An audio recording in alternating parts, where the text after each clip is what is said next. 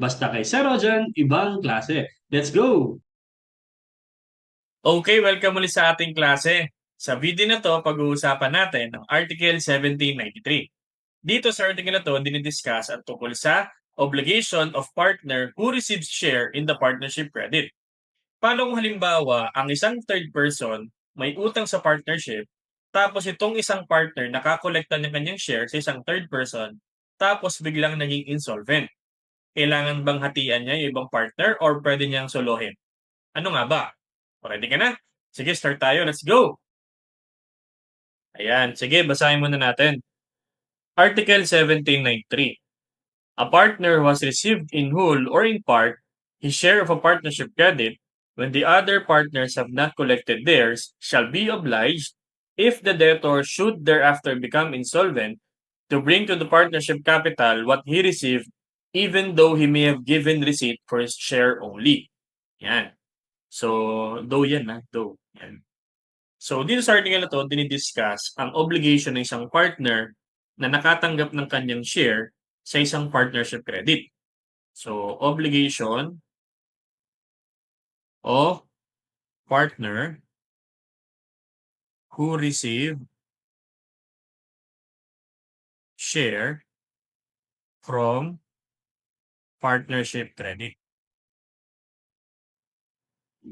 Yan. Ganito ang ibig sabihin niyan. Merong isang third person, tapos may utang sa partnership, tapos walang managing partner, unlike 1792. 1792 kasi merong managing partner eh. Dito sa 1793, walang managing partner. Tapos nagbayad sa third person sa isang partner. Yung parang portion lang ng utang sa partnership. Kumbaga hindi niya nabayaran lahat. May portion lang na naibayad siya. Then later, afterwards, ah naging insolvent si third person. Ang tanong ngayon, kailangan bang hatian ni partner yung ibang partners doon sa natanggap niya? Okay? So, ang sabi daw kasi, kailangan niyang ilagay sa partnership capital kung ano yung tanggap niya at maghahati-hati sila doon. Assume kung halimbawa, naging insolvent. So, ito yung mga requisites dyan. Okay? Requisites. Una, nagkasundo sila. Okay? Partners agreed to divide credit among themselves. Okay? Agreed to divide credit, to divide partnership credit among themselves. Kumbaga, nagkasundo ang mga partners na kapag may nakolekta, hati-hati tayo dyan, ha? Yan. Okay? So, yan yung isang requisite yan. Pangalawa, hindi pa dissolve yung partnership. Partnership is not yet dissolved. Nung time na nakolekta nila yung utang, hindi pa dissolve ang partnership. Is not dissolved. Yan. Kasi magiging ibang case yan kapag dissolved na yung partnership tapos nakakolekta ang isang partner ng utang. Anong mangyayari doon? Makikihati pa ba yung ibang partners? Ang sabi kasi hindi na. Kasi siya yung masipag maningil eh. Okay, dissolve na yung partnership, nasa process ng liquidation, meron pang isang partner na talagang matyagang nangongolekta para lang makuha yung kanyang share sa capital na may ibalik sa kanya. Eh hindi na pwedeng makihati yung ibang partners. Unang-una kasi diligent partner siya. Okay? Yan. So, dapat ay hindi pa dissolve. Nag-a-apply itong 1793 kapag hindi pa dissolve ang partnership. Pangatlo, okay, nakakolekta si partner ng kanyang share sa credit. Okay, partner collected his share of the credit. Yan. At pang-apat, other partners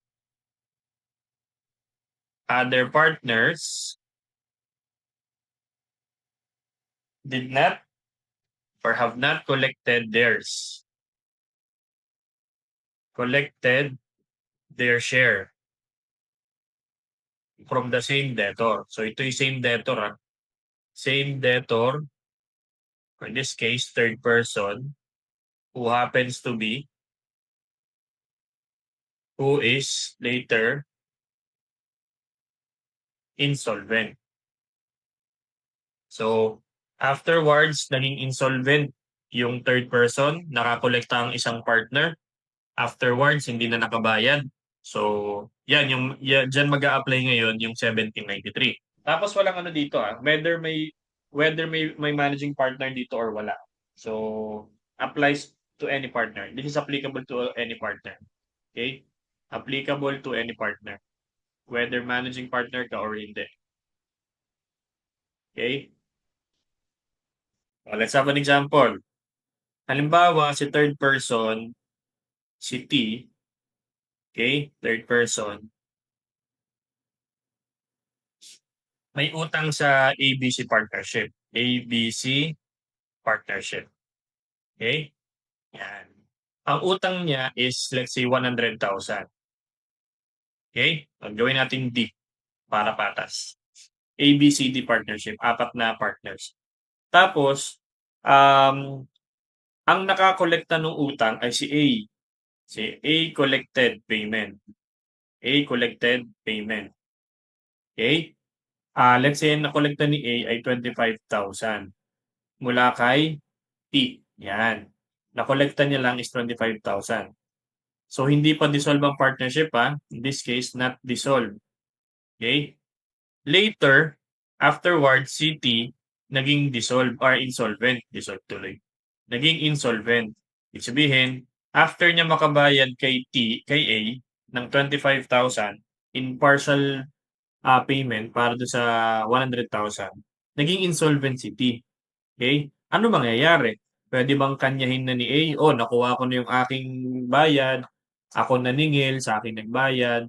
Pwede bang kanyahin niya yung buong 25,000? Ang sabi ng batas, hindi. Okay? For as long as hindi pa dissolve ang partnership, tapos nagkasundo sila, nahati sila sa partnership credit, kailangan niyang hatian yung 3 pa. Okay? Ayan. So, mangyayari, yung 25,000, hati-hati sila dyan, si A, si B, si C, at saka si D. Okay? So, tignan mo magkano yan. 6,250, 6,250, 6,250, at saka 6,250. Kasi 12,500 ang kalahati, di ba?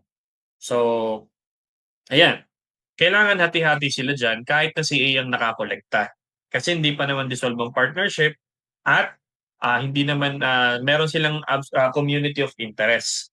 So, yun yung rationale natin dyan Okay? Kailangan may proportionate share ang mga partners mula sa benefits as well as sa losses. Okay? So ang tawag natin dyan, principle of community and equality. So, principle of community and equality. Okay? What if, for example, ganito nangyari? Naunang ma-dissolve ang partnership, tapos tsaka nagbayad si third person. Okay? Halimbawa, ABCD partnership, dissolve. Okay? Dissolve na to. Tapos, si T may utang sa partnership na 100,000. 100,000. Tapos nakakolekta si A mula kay T. Okay? So, si A nakakolekta ng 25,000. Collected 25,000. Ano mangyayari? Hahatian ba niya si B, si C, at saka si D or pwedeng kanya na lang lahat yun? So, mangyayari, kanya lahat yung 25,000. Kasi nangyari yung collection after dissolution. Okay? For as long as si A is diligent. Okay? Ang tawag natin dyan, diligent partner siya. Provided he is diligent. Yan. Kumbaga, matyaga siyang nangolekta para lang makolekta lahat ng may utang sa partnership. Okay? Yun. Parang yun na yung kanya magiging share, pwede maging share sa partnership. Okay? Kasi it would be unjust naman, siya na nga itong nagsipag, tapos hahatian pa rin si B, si C, at si D. So, basta siya ay diligent, no? At hindi siya bad faith. Ayan. So, kung hindi naman insolvency, edi pwedeng ano muna, pansamantala hindi mo na ilagay sa partnership capital. Kumbaga, hindi kailangan hatian muna. Kaya lang naging insolvent ng third person, So, kailangan hati-hati sila dun sa mga nakokolekta mula sa third person. Basta hindi pa dissolve ang partnership. So, ito yung mga requisites natin para maging applicable dito ang 1793. Okay? So, dito nagtatapos yung 1793. Again, tungkol to sa obligasyon ng isang partner na hatian ang ibang partners in case nagkaroon ng payment sa partnership tapos yung nagbayad ay naging insolvent bigla. So, naging applicable lang to provided na yung mga requisites ay nasunod. May kasunduan sila na hati-hati sila, hindi dissolve ang partnership, yung isang partner nakakolekta ng share mula doon sa utang, tapos yung mga ibang partners hindi na nakakolekta.